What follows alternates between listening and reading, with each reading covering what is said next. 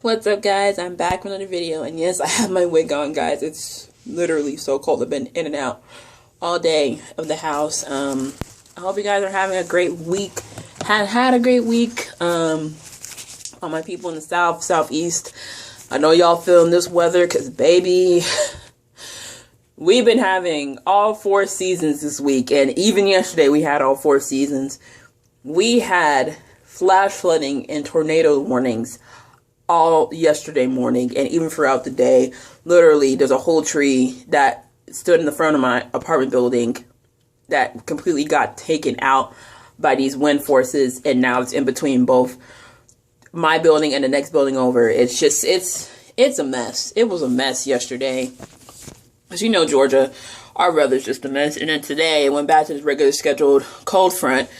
But then there were some flurries up in Cobb County, which is where I live, where basically kind of got flurries from there, plus Atlanta, because it's snowing in Texas right now. So I'm fine. Okay, we're mostly going to get this cold front, but then we got flurries coming in and east of Atlanta and north of Atlanta. I was like, dear God. Y'all, it happens every 3 years, guys. Every 3 years, we get a storm, okay? 2020, I'm going to be prepared this time. I'm being prepared this time because I'm not playing around, okay? I know people want to make fun of the South saying, oh my God, you don't know what to do with snow. Listen, 2014 was a rough time for us. We did not expect to get that. 2017, we were more prepared in both instances. If it does happen, then we are good to go, okay? If I wake up tomorrow morning, there's snow in Carrollton, then I know when to stay inside. Oh, man. Man, I've been eating cough drops. Where is my cough drop? I've been eating cough drops all day. No cold, so take me out today. But yeah, I figured get back on here and do videos because you guys have been gone for a minute.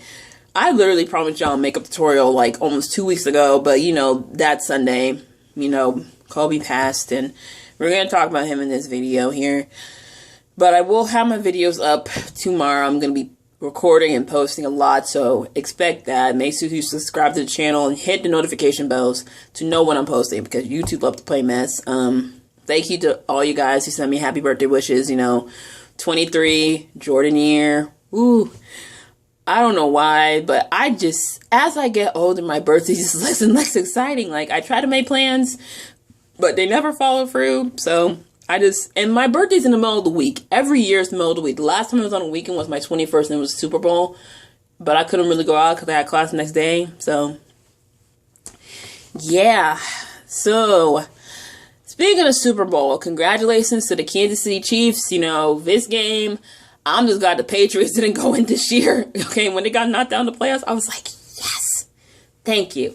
And, you know, I was rooting for the underdog with the Chiefs and all that, you know. The 49ers, you know, the Ghost and Con cabinet didn't win. Didn't let them win, okay? And the old doggone Nick Bosa was boosting how he wanted to meet Trump so bad. And I know I shouldn't be, you know, making fun of people and their emotions at the time, but y'all, we were all so happy. We were so happy with the Chiefs when I rooted for the Chiefs. I did not watch the first half of the game. I wanted to tune into the halftime show, which was great, okay? Gayle and Shakira were bomb, okay? That took me back to my childhood. Shakira went first. You know, she did She-Wolf. I really slipped on She-Wolf when it first came out. I didn't like it initially, okay? Now, as I'm older, I do, okay? We got Hip Don't Lie, we got Whenever, and then J-Lo come did her thing. You know, she actually gave us some vocals, okay? I know y'all want to get her for lip syncing, asking, where's Ashanti? I'm like, y'all stop. I know, you guys kept asking every time, where's Wyclef? Where's Ja Rule? Y'all know doggone well how this goes, okay? I was hoping that they were going to have Mr. 305, because it was Miami.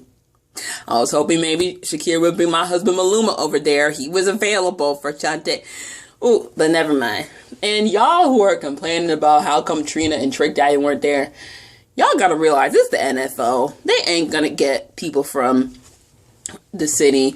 The same people saying why not bring Trick Daddy and Trina are the same ones that came for the people that say why not have an Atlanta artist do the Super Bowl last year. So, and speaking of the Super Bowl, also, last thing, the people who were saying that it was too much skin and too sexy, come on, y'all. It was J-Lo and Shakira. What did y'all expect? Okay? Now on to from the Super Bowl to the QC Stripper Bowl. Y'all, this has been a mess, okay? So the QC Stripper Bowl is this big thing that Quality Control, who manages Migos and Cardi, put on. They put it on last year here in Atlanta, and it went really well. And they decided to bring it out to Miami since they're doing the Super Bowl there. A bunch of girls flew out, and this video went viral this week about girls basically getting stranded at the venue place. Now, from the people I talked to, basically 354 girls in total showed up. I got this from a person that actually lives down there in Florida, and her friends actually worked that night. She didn't go, but she's a professional dancer. She's been dancing for a good minute. And basically 354 girls showed up. They had to sign contracts beforehand, provided by the promoter. They couldn't pick up the money because the money was literally a sea of ones. And there's a hell of people there. You know, you had the Migos, Cardi, Sweetie, Tyga. They were there. Just literally racks and racks and racks of ones. And, you know, QC said they're going to drop $1 million on there. And basically, the girls are mad because they couldn't pick up the money. People at the place they were taking the money. Now that's foul, okay? Y'all ain't working there. Y'all taking money that you did not throw. That was wrong there. And at the end of it, each girl took home like a max $1,100. You know, some people were saying it was a couple hundred, but it was like a max $1,100. So the way I see it is, this was probably bad on the promoter's part. People want to blame QC. They aren't attached to the thing. That's pure the promoter. And they just brought it down to Miami. Basically, you know, from what I understand, okay, I live in Atlanta. I got friends that work bartending and dancing in the city. I like Compound and Gold Room. And, you know, even if you don't go to the club, you know how the payment thing works, okay? The money you make that night, you know, the boss is going to take that majority cut. Then you got to pay the house fee. Then you got to pay the house mom. Sometimes you got to pay the DJ if they're the regular DJ. You got to pay the bouncer. Sometimes you pay the bartender. Sometimes you pay the guys working the floor. It gets cut up and divided so much, and the strippers are paid last. They did got smudge cut. Also, it should be pointed out, 354 girls from one event. That's a lot. They should have had a cutoff, okay?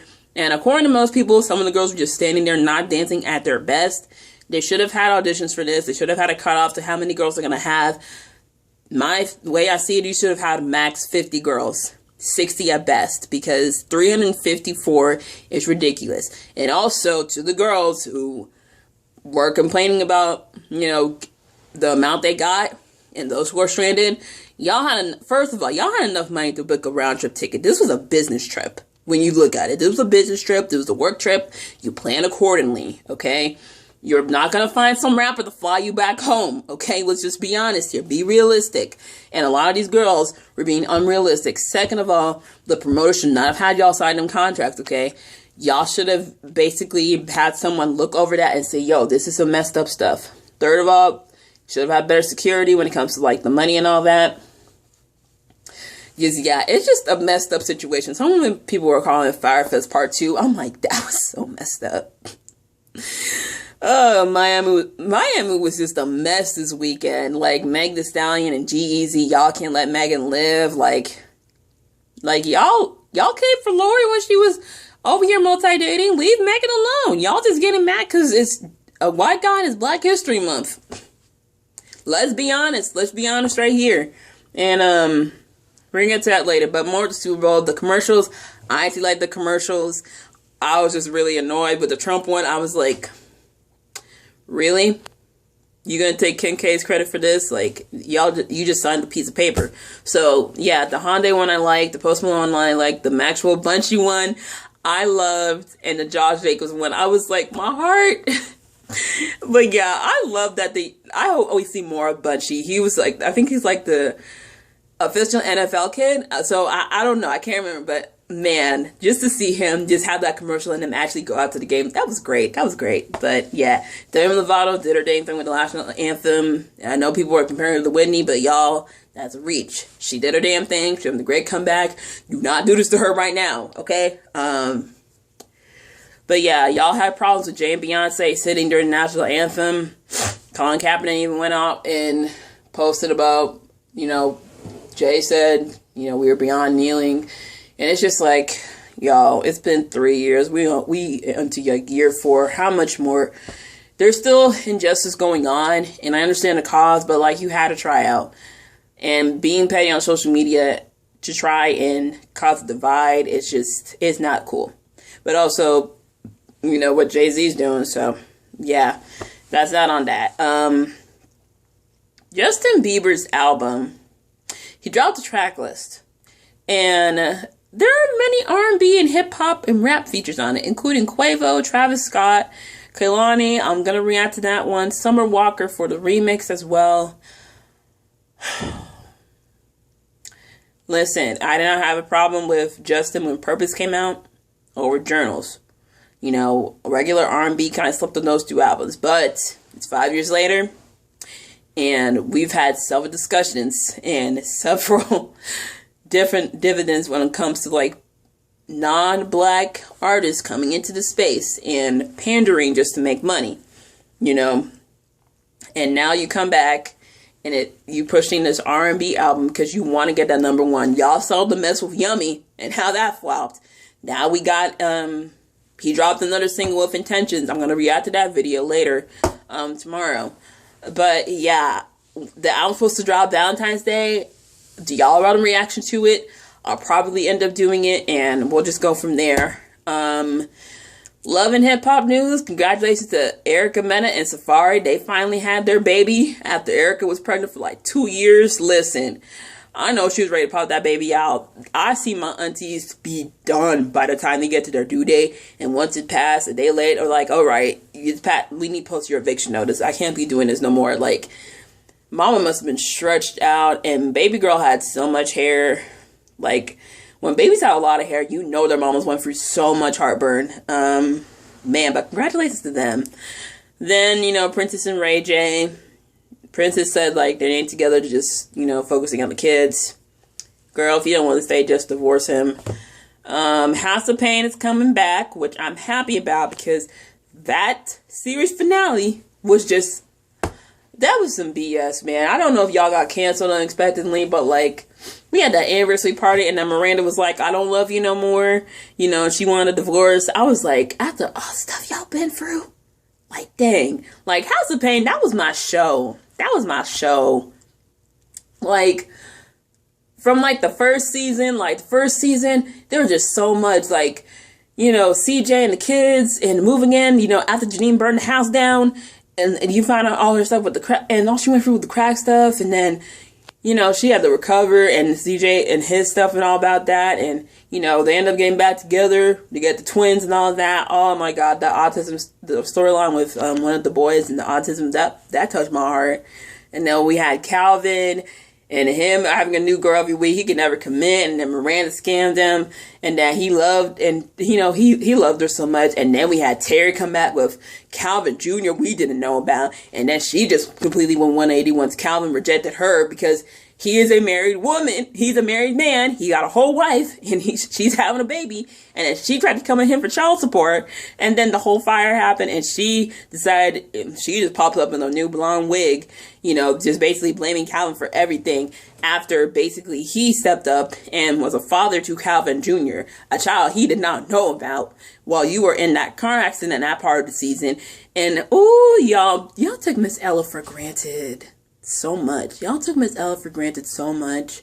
Like, honestly, even when she had that small cancer scare, y'all were just, taking her for granted. But, I hope there's an episode where, like, y'all will appreciate Miss Ella, because she gave a good word. But, we know what? When Calvin got shot, God, that almost killed me. That took me out. Because so much stuff was going on, and the family just going back and forth. I'm like, this is not the time. Don't argue. This man could be dying. Oh, Lord.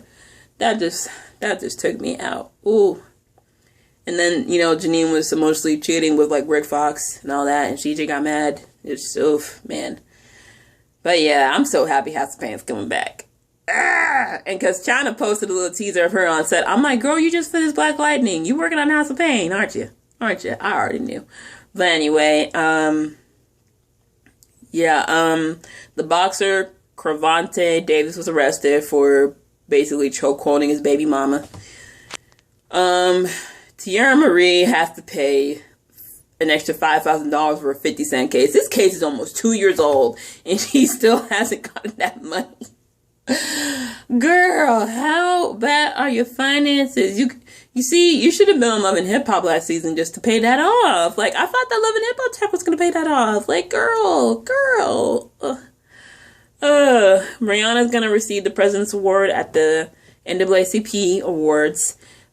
She's also tired of y'all asking her for the album. Ma'am, you said it was gonna drop in 2019. It's February 7th, 2020. You lied to us. You went off a commitment. Just, ma'am. But yeah, Tinashe's going on tour, and Atlanta's not on there, which I'm upset about. I've been begging for this girl to go on tour, and she's not gonna have Atlanta on there. I understand you gotta have the major markets out there. I understand you gotta have New York, LA, but Atlanta deserves some love, girl. But yeah, we had some cancellations this week. We had Netflix show's Soundtrack, which I thought was just a movie, and Spinning Out get canceled. And y'all know the thing with Netflix, they barely promote their new shows, so they get canceled so easily. And then Ray Donovan was canceled by Showtime after 7 seasons. And I'm like, hold up, I thought it was doing good. But you know, apparently there was some scandals with like one of the leading cast members. And plus all the stuff with Pooh Charles, so oof, man. But yeah, I wanted to save the heavy stuff for last because it's just a lot to talk about. Trump ain't getting impeached. The Senate, basically, by one Republican vote, said that he was not guilty. Am I surprised? No. Literally, I got on Twitter a minute after they announced it, so I was like, yeah, okay. Then, you know, the stuff with Nicki and Meek, I was like, dear Lord Jesus. They literally just went in a whole Twitter feud over Meek liking a picture of Nicki's husband and just making fun of the way he dresses. Mind you, they both had songs come out today, so I'm like, is this promotion or just, it's just, Nicki, and then they came at each other back and forth, and Nicki, here's the problem. You're saying all the stuff with your brother was alleged, but homie just got sentenced last week, and there's DNA evidence. If you want to come out, and you've been saying the mom was trying to blackmail you, but show that evidence, okay? If you want to come at her, fine, but you cannot keep saying alleged when there's actual evidence in a conviction. There you go. And Meek, you got a whole baby on the way. Go focus on your girlfriend and your daughter. I think it's a girl, because she's been teasing the pink for a minute. But yeah, I'm just glad they didn't bring Safari in this. Let that man enjoy his baby with his wife. So yeah. Last thing I want to talk about, this whole Gayle King interview. Jesus Christ. So I was minding my business Wednesday morning. Get on Instagram. I see Neighborhood Talk post a video of Gayle King interviewing, you know, WNBA player Lisa Leslie, who was a longtime friend of Kobe Bryant. CBS posted a clip of the interview, and basically the clip had Gayle asking her about Kobe's 2003 sexual assault case. I'm saying sexual assault because we can't say the A-R-A-P-E word on YouTube. And basically, she went about in a way that looked like she was poking the bear and badgering Lisa about it because she didn't give the answers that she wanted to hear. She basically said, that was my friend. He didn't act like that. He wouldn't act like that towards women. Big Dale rebuttal said, you know, you wouldn't know because you are his friend. And then she said, like, the media should respect, you know, the family at this time.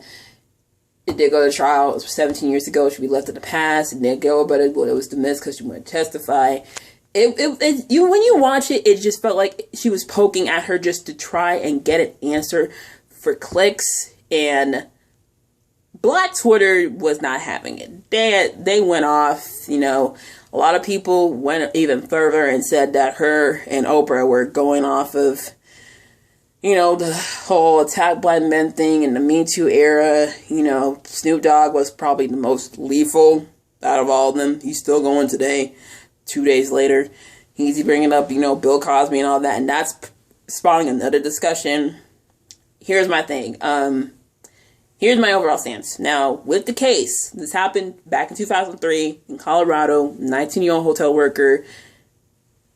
Her and Kobe had an encounter. He thought it was consensual.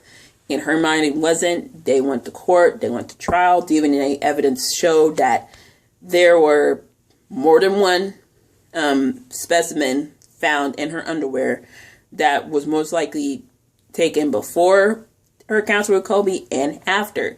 And that evidence compromised her, and she refused to testify. The case was dismissed in federal court. In civil court, it was settled, and she was not seeking any money. There was a settlement brought up that was ordered by the court. Kobe publicly apologized. I remember when that apology came out, and, you know, people didn't want to mess with Kobe after that. And since then, 17 years later, in those 17 years, no one asked about it. During that time, Kobe evolved as a person, realized his mistakes, tried to do better as a man, as a husband, as a father, went on to have 4 daughters and become an advocate for women in sports, for many of black movements, and he continued to do that up until the day he died. Now, a lot of people say that Gayle was just doing her job. Yes, as a journalist, you have to ask hard questions. However, you have to have a certain, code about it. I think that's the word. You have to have a certain way you go about it. And Gayle's trying to blame the network about it. Yes, CBS, they're just as bad as TMZ because they put that clip there to get views and clicks because people hate watch. However, Gayle, you asked the question, a question that is being brought up less than 2 weeks after the man's death, when his daughter and him have not been buried yet, while his wife, his parents, sister, daughters, still grieving. And this is a beloved black figure. So y'all know that this is not going to end well, man. You know that the people are going to be mad. And this is not condoning what people are going through, because they are going as far as putting out death threats. That crosses the line. Disrespecting him, name calling, that crosses the line. However, there's a time and place to ask these questions. This was not the time. This is a too sensitive time because the man has not been laid to rest yet. Yes, we are aware that it's part of his history, but journalists, they gotta be more responsible when going about it, because during that interview, you can tell Lisa was uncomfortable. I know people are saying that it was her fault, just giving the answers. You're asking someone whose friend just died about a very sensitive topic that was dealt with 17 years ago. Y'all could have asked him this question up front. He even talked about it in his documentary. I actually watched it. He actually spoke on it and took responsibility for it. And his apology is not an omission of, and not a confession. I don't know why people take that as a confession. Yes, he admits to cheating on his wife. He admitted that. Him and Vanessa, they went through that. They mended their marriage and went on to continue and be together for 17 years. That's between them. That is not our business. That's not the media's business. And as Lisa said, they should just leave it and let it be. The victim's lawyer even came out and said that she doesn't want to discuss it. She doesn't want to be brought up on it because she's already moved on and made her peace with it for the last 17 years. And out of respect for her and out of respect for the family, it should be left in the past, done. And Gayle owes the Bryant family an apology because this ain't blowing over. Because it's just, you did this at a wrong time. This makes you look really, really bad.